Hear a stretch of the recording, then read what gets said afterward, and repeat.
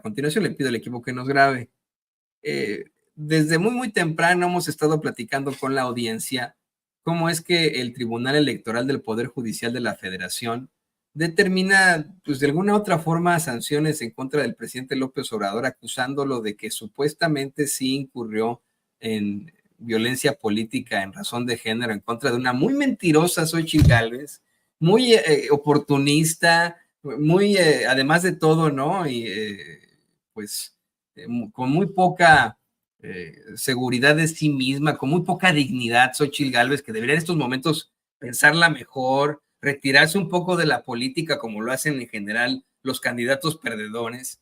Pero bueno, ella sigue en esta idea de querer impugnar la elección, sigue en esta idea de querer de alguna otra forma convencer al Poder Judicial para que se declare que el presidente es el más malo de Malolandia, ¿no? Y consigue efectivamente que el Tribunal Electoral del Poder Judicial de la Federación hable de una especie de pues vinculación, de interferencia por parte del presidente, además de la violencia política en razón de género, que según tengo entendido, doctor, no va a corresponder algún tipo de sanción en contra del presidente López Obrador.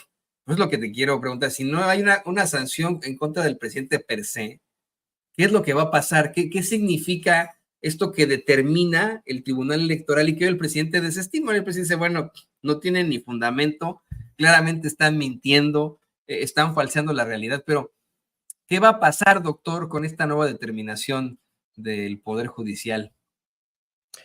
Mira, Toño, dos comentarios iniciales para responder a esta pregunta. En primera, que son conjeturas.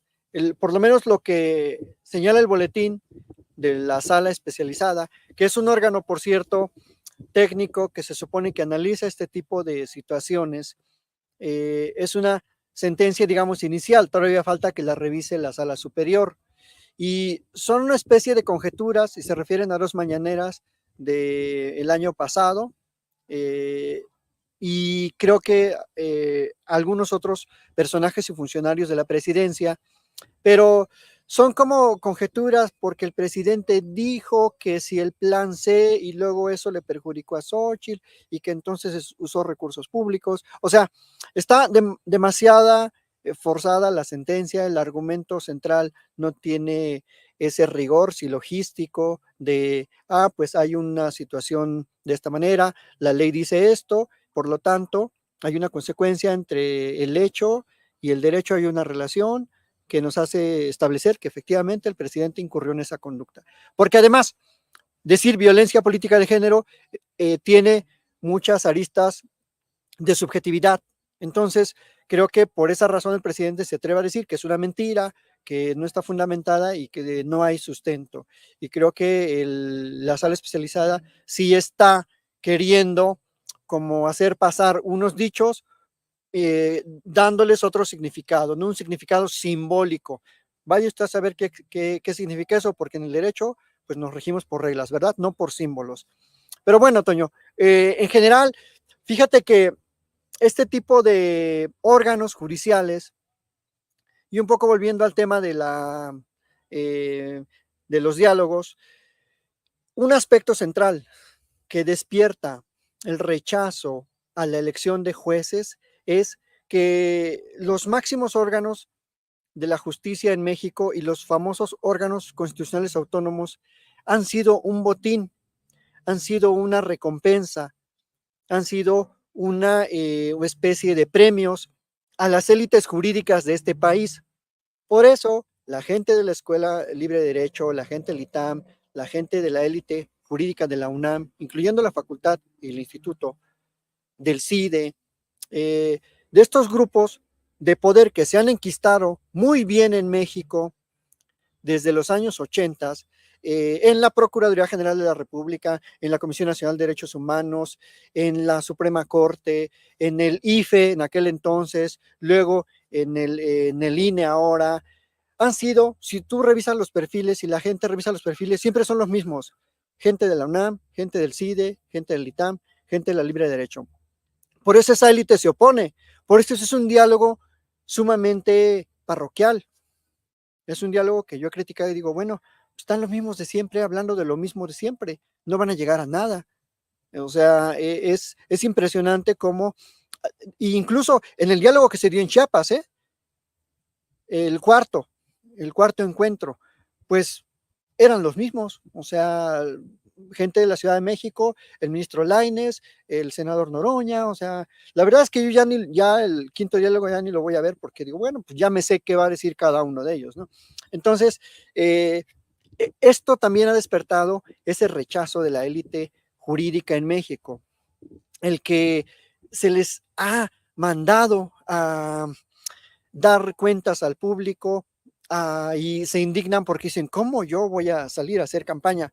Yo la respuesta que les diría, oigan, señores, señoras, ganan súper bien, no consideran que pueden ir a darle cuentas al pueblo, a decir, este es mi plan, esta es mi postura legal en este aspecto, quiero que voten por mí, que me apoyen, porque yo tengo un plan de trabajo así, yo quiero administrar así un juzgado, un tribunal colegiado, yo quiero modificar este sentido de las sentencias, quiero favorecer los bienes colectivos. Eso lo hacen ya lo he dicho yo en mi canal, ¿no? O sea, eso lo hacen en Estados Unidos, en la democracia más avanzada. Y ni modo que digan que allá los jueces están subyugados al poder político, si son plenamente jueces partisanos en muchos aspectos. Entonces, tampoco va a ser así como bien lo advierte, bien lo señala el maestro Paco Cruz, tampoco vamos a elegir a personas que no tengan la licenciatura en Derecho. Es más, la elección es el último filtro, es como el espaldarazo final. Gente que tiene la experiencia, tiene el título, seguramente yo les pediría sí posgrado, ¿por qué no? Yo sí estoy en desacuerdo con el presidente en que dice que a un muchacho de 23, 24 años saliendo de la licenciatura ya lo hacemos juez. No, pues la verdad es que tendrá mucho sentido de justicia, pero ya cuando estás con los expedientes en la mano, que te va a llegar un asunto de 10 secuestros, de desaparición forzada, un asunto de un amparo contra la ley eléctrica, pues ahí el sentido de justicia sí te sirve, pero también te sirve mucho la experiencia. Entonces, en ese aspecto sí yo difiero totalmente del presidente, ¿no? Porque uno que ha estado, que ve los expedientes, que son expedientes que tienen que llevar en el elevador, hasta en un diablito, los llevan porque son tomos y tomos y tomos y tomos y tomos y tomos, que te tienes que echar 10 horas de audiencia, pues no, eso no lo va a aguantar alguien que no tiene experiencia práctica. La verdad, en ese aspecto no estoy de acuerdo con el presidente, que dice que recién titulados ya los mandemos a un tribunal colegiado. No, pues rápido me los van a bailar, les van a llegar a ofrecer un carro ahí, algo, y pues la juventud se deja deslumbrar muy fácilmente, ¿no? Entonces, creo que en ese aspecto sí yo le diría al presidente, señor presidente, en ese aspecto sí déjenos opinar a los que tenemos más experiencia en ese aspecto, ¿no? De ir a los juzgados. O sea, ¿por qué se empantanó Ayotzinapa, por ejemplo? ¿Por qué ese amparo que liberó a mucha gente? Pues fueron por aspectos de falta de experiencia en la fiscalía, en la policía y en el Poder Judicial Federal. Entonces, sí habría que retomar los diálogos en aspectos más profundos, más técnicos y tratar de pluralizar los máximos órganos de impartición de justicia para que no tengamos salas especializadas de gente que a veces ni tiene la experiencia, Toño. A mí que me disculpen, muchos ministros que lo han sido y ministras no tenían experiencia constitucional, o sea, venían del ámbito administrativo. Yo no sé por qué Marco Cortés se queja de la ministra Lenia Batres, ahí poniendo en un tuit que la ministra no tiene experiencia, que cómo es posible que la haya designado el presidente y que no tiene capacidad, cuando realmente muchos nombramientos que hizo Cedillo, Fox, Peña Nieto, Calderón, pues no tenían el perfil constitucional. O sea, ahora la justificación de algunos es que ¿cómo? No son especialistas. Pues varios de los ministros y ministras que tenemos en la Corte no son especialistas en derecho constitucional, en interpretación constitucional, en argumentación constitucional. Podrán serlo en civil, en administrativo, en fiscal, pero la Constitución es otra cosa. Por eso llegamos a resoluciones que dejan de ver el aspecto constitucional, la teleología del Estado, el para qué existe una constitución y un Estado, es para satisfacer el bien público, y nos vamos por aspectos legaloides y anulan la ley de la industria eléctrica, se meten a anular todo el procedimiento legislativo, porque es una falta de visión constitucional. Y ese es un aspecto de calado profundo, es un aspecto de bóveda. Entonces, si la gente que está ahí no ubica los elementos esenciales de un Estado constitucional y se va por aspectos legaloides, tiene en el cajón del archivo ahí un asunto por lo demás trascendental, que es el de los impuestos y lo que se ha robado en impuestos Salinas Pliego, porque prácticamente es un robo apropiarte de los impuestos y no entregarlos cuando sí los cobraste a través de esas tiendas de abono.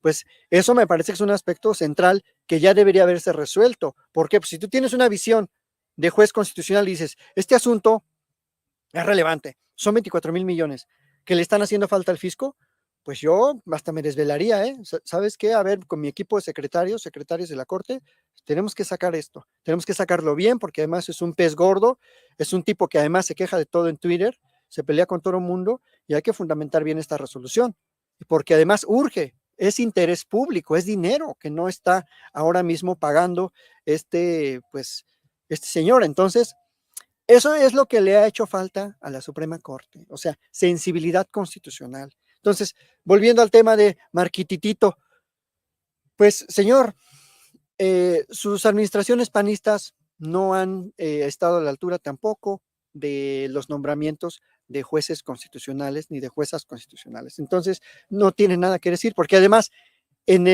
fue la peor época del autoritarismo en México con Fox y Calderón, cuando la Corte se debilitó muchísimo. Fue la peor época en que estos señores hablaban a la Suprema Corte, mandaban a sus emisarios, mandaban a amenazarlos, paraban a los ministros con rifles de alto poder. Ahí están las declaraciones de ministros, ahí están las declaraciones de incluso Genaro Góngora, el ministro en retiro también, de cómo le hablaban por teléfono para manipular amparos directos.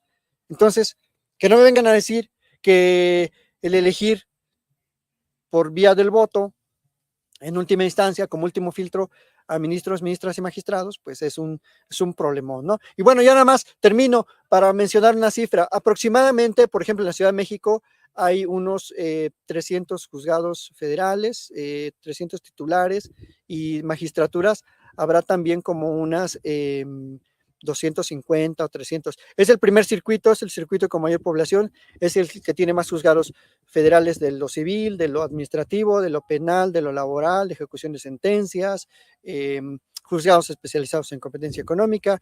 La Ciudad de México, que es el primer circuito, y el Estado de México, que es el segundo, tienen el mayor número de magistraturas.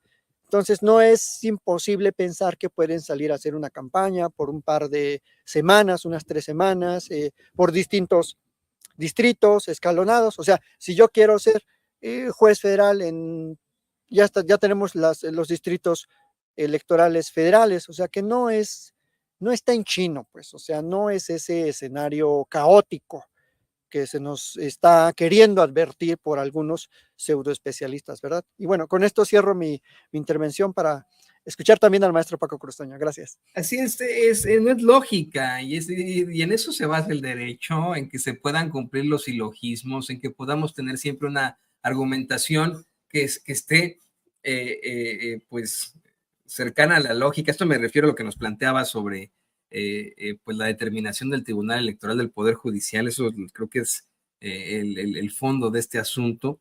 Yo me quedo con eso, doctor. ¿Cómo es que pues no se llega a los silogismos? Y le pido al equipo